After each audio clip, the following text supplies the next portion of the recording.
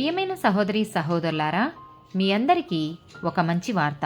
మేము 365 అంశాలను 6 భాషల్లో పంచుకోబోతున్నాం. ఇంగ్లీష్, కన్నడ, హిందీ, తమిళం, తెలుగు మరియు మలయాళం. దయచేసి ఆ వాక్యములను వినండి, ధ్యానించండి మరియు ఆశీర్వదించబడండి.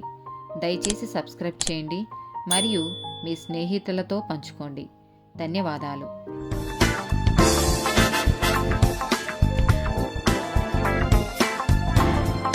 251st day topic సమాధానకర్తలు.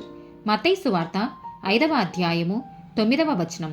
సమాధానపరచువారు ధన్యులు, వారు దేవుని కుమారులనబడుదురు. హెబ్రీలకు రాసిన పత్రిక 12వ అధ్యాయము 14వ వచనం. అందరితో సమాధానమును పరిశుద్ధతయు కలిగి ఉండుటకు ప్రయత్నించుడి. పరిశుద్ధత లేకుండా ఎవడును ప్రభువును చూడడు. రోమీలకు రాసిన పత్రిక 12వ అధ్యాయము 18వ వచనం. శక్యమైతే మీ చేతనైనంత మట్టుకు సమస్త మనుషులతో సమాధానముగా ఉండుడి. కీర్తనల గ్రంథము 34వ అధ్యాయము 14వ వచనం. కీడు చేయుట మాని మేలు చెయ్యుము, సమాధానము వెదకి దాని వెంటాడుము. యాకోబు రాసిన పత్రిక 3వ అధ్యాయము 18వ వచనం. నీతి ఫలము సమాధానము చేయు వారికి సమాధానమందు విత్తబడును.